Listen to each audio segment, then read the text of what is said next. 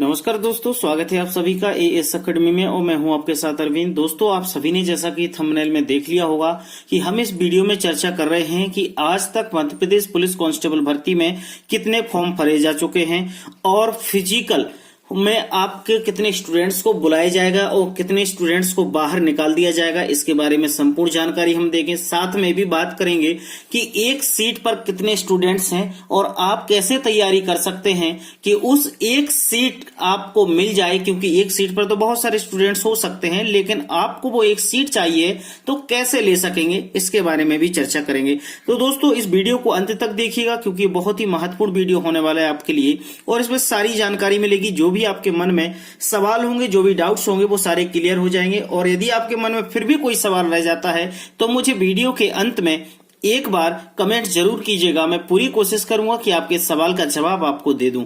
चलिए दोस्तों, सबसे पहले तो हम बात करेंगे अपनी पदों के बारे में कि हमारे जो टोटल पद हैं वो एक्चुअल में आप सभी को पता होगा कि 4000 हमारे पद हैं।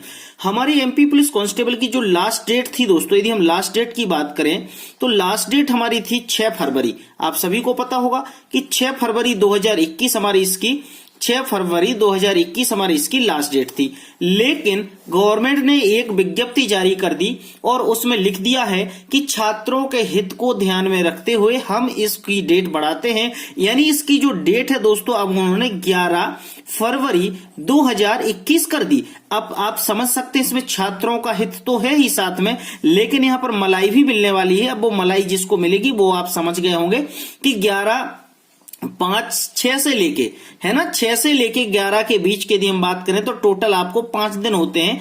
5 दिन में जितने भी फॉर्म भरे गए होंगे उस सभी की जो मलाई है वो किसको मिलनी है वो आप सबको पता होगा। और ये फॉर्म की डेट क्यों बढ़ाई गई ये भी आपको पता होगा। तो दोस्तों, यदि हम आज की बात करें, मैं आज करेंट डेट की बात कर रहा हूं कि आज इसकी लास्ट डेट है। और आज यदि मैं लास्ट डेट की बात करूं तो जैसा कि मैंने अपडेट देखा था तो उस समय तक दोस्तों, कल भी मैंने देखा था और आज हम मान के चलते हैं एवरेज के दोस्तों इसके 12 लाख फॉर्म आपके हो गए होंगे, है ना। 12 लाख फॉर्म आपके दोस्तों आराम से हो जाएंगे। और मुझे तो कभी ऐसा लग रहा है कि दोस्तों 12 लाख के पार भी हो सकते हैं। यदि दोस्तों 12 लाख के पार हो गए तो आप क्या करेंगे। और इस तरीके से जो कंपटीशन है वो बहुत ज्यादा है, क्योंकि 4000 पद आपको पता होगा कि इतने सारे स्टूडेंट्स के लिए हैं। तो यहां पर वो कहावत सही कहा जाती है कि ऊंट के मुंह में जीरा। यदि इतने सारे छात्र हैं, 4000 पद दे दिए जाएंगे तो इतना बहुत बड़ा एहसान नहीं किया जा रहा है, क्योंकि अभी भी बहुत सारे पद खाली हैं। यदि हम 12 लाख से ही यदि कैलकुलेशन करें तो हम मान के चलते हैं कि 12 लाख फॉर्म हो गए, 4000 हमारे लिए सिर्फ पद दिए गए हैं। यदि मैं दोस्तों इसका कैलकुलेशन से कैंसिल कर दूं तो 4 3 जा 12 होता है ना। इसके बाद हमें यहां पर देखा जाए तो हमें पता चलता है कि 300 जो स्टूडेंट्स हैं, 300 स्टूडेंट्स पर पोस्ट के लिए हैं। समझ गए, मतलब एक पोस्ट पर आपके मिनिमम मान के चलें तो 300 स्टूडेंट्स आना ही है। अब आप समझ रहे होंगे कि एक तो 12 लाख फॉर्म, 12 लाख फॉर्म के साथ साथ फिर 300 स्टूडेंट्स हैं आपके कंपटीशन में। तो आपको यहां पर इन 300 स्टूडेंट्स को कैसे आप क्रॉस कर पाएंगे, इसको जरा समझते हैं।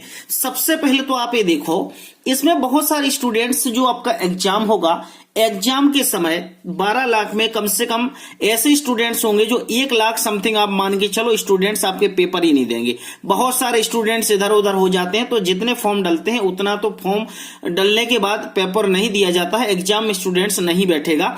आप मान के चलिएगा यदि आपका एवरेज 12 लाख से ज्यादा जाता है, 12 लाख यदि आपके स्टूडेंट्स पेपर देते हैं तो 300 स्टूडेंट्स का आप एवरेज लेके चलें, ये आंकड़ा आपको ध्यान में रखना है। अब दोस्तों, यदि आपका पहला फेस होता है, यानी जो पहला फेस होगा वो आपको पता है आपका टेस्ट होगा।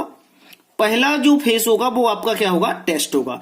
इस पहले फेस में यदि आपको स्टूडेंट्स 8 लाख पास हो जाते हैं, समझ गए, यदि पहले फेस में स्टूडेंट्स आपके 8 लाख पास हो जाते हैं और 4 लाख जो स्टूडेंट्स रहेंगे वो फेल हो जाते हैं। फेल होने का मतलब ऐसा है कि जो क्राइटेरिया दिया गया है SC, ST, OBC और जनरल, है ना, जनरल के लिए जो क्राइटेरिया दिया गया है, इस क्राइटेरिया के यदि वो नीचे आते हैं तो वो फेल ही माने जाएंगे, क्योंकि वो आपके सेकंड फेज में तो नहीं पहुंच पाएंगे। तो यदि हम माने कि 8 लाख स्टूडेंट्स आपके पास होते हैं जो सेकंड फेज के लिए तैयार हैं, तो हम 8 लाख को यदि 4000 से डिवाइड कर दें तो इधर पे आपका सीधा सीधा कैलकुलेशन होता है कि 4 दूनी 8 यानी 200।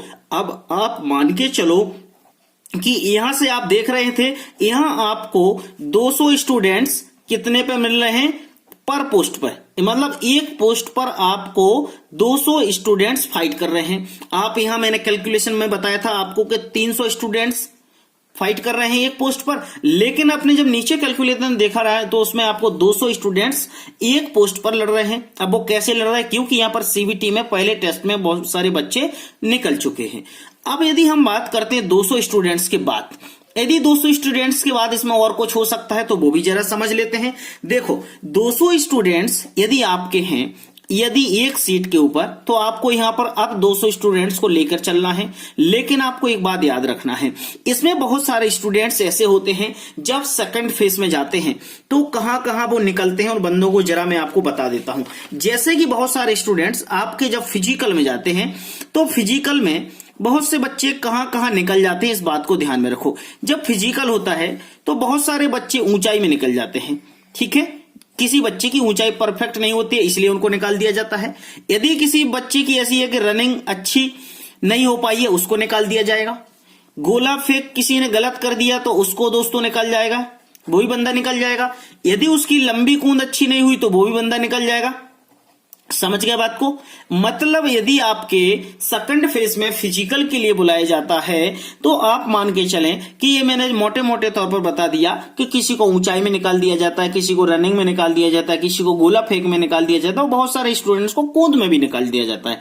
लेकिन यहां पर एक ऐसा क्राइटेरिया है, वो मैं आपको बता देता हूं कि बहुत सारे स्टूडेंट्स पर ये फैक्ट है कि ऐसे स्टूडेंट्स जिनका फिजिकल परफेक्ट है, आप मान के चलो जिनका फिजिकल परफेक्ट है, वो स्टूडेंट्स क्या हो जाते हैं, निकलने की चांसेस ज्यादा होते हैं। क्यों निकलने के? यदि उनके सीबीटी फर्स्ट में यदि वो क्वालिफाइड हो जाते हैं और उनको ये मतलब आप मान के चलो कि यदि 85 प्लस नंबर मिल रहे हैं तो इसमें उम्मीद है कि उनका यदि सीबीटी अच्छा है तो इधर पर निकल सकते हैं। मतलब कंप्यूटर बेस्ड टेस्ट जो पहला होता है, यदि वो अच्छे नंबर से निकल गया तो वो निकल सकते हैं। क्योंकि बहुत सारे स्टूडेंट्स ऐसे होते हैं जो पढ़ाई में तो अच्छे होते हैं, मैं मानता हूं पढ़ाई में वो क्या होते हैं, बिल्कुल बहुत अच्छे होते हैं, गुड होते हैं, बट लेकिन जरूरी नहीं है कि वो लोग फिजिकल में अच्छे हों। फिजिकल उनका जरूरी नहीं कि अच्छा हो सकता है।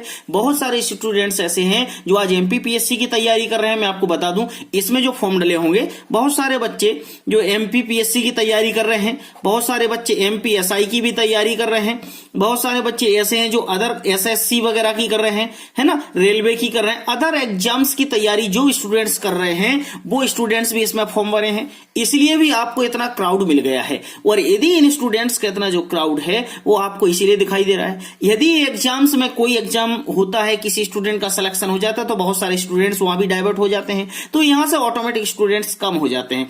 ठीक है, जब आपको एक बात और याद रखना है कि जो आपका टेस्ट होता है, जो आपका लास्ट होता है, जैसे आपके 4000 पद हैं, 4000 पद हैं, तो जब आपको फाइनली बुलाया जाएगा तो हमेशा देखना कि जितने हैं उसके 4 से 5 गुना स्टूडेंट्स आपके बुलाए जाएंगे।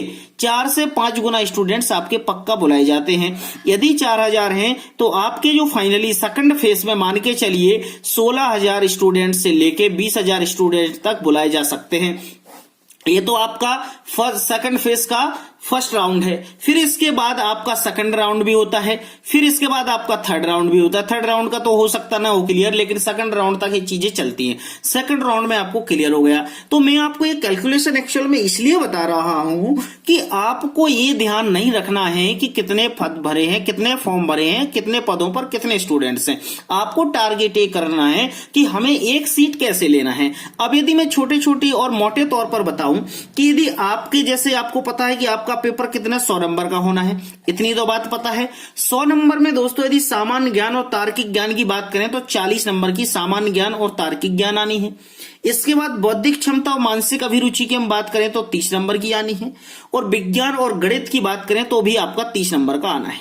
अब इसमें यदि आप नंबर अच्छे कर सकते हो तो देखो विज्ञान और गणित आप इसमें आराम से 25 नंबर ला सकते हो। विज्ञान और गणित में आप 25 नंबर ला सकते हो। सामान्य ज्ञान और जो तार्किक ज्ञान है 40 नंबर 20 नंबर, ये जो 40 नंबर का आ रहा है, मैं आपको बता दूं यदि आप इसमें 40 नहीं लेके आ पा रहे तो आप यदि इसमें 25 नंबर ही ला रहे, 40 में से 25 दोस्तों काफी ज्यादा है, कोई बुरी बात नहीं यदि आप 25 नंबर लेके आ रहे। इसके बाद बौद्धिक क्षमता और मानसिक अभिरुचि जो आपकी यहां पर कितने नंबर की हो रही, 30 नंबर की हो रही। यदि आपने 20 नंबर भी इधर इसमें कर लिए तो आपके कितने हो जाते हैं, 25, 50 और 1 70 तो आप क्लियर हो गए।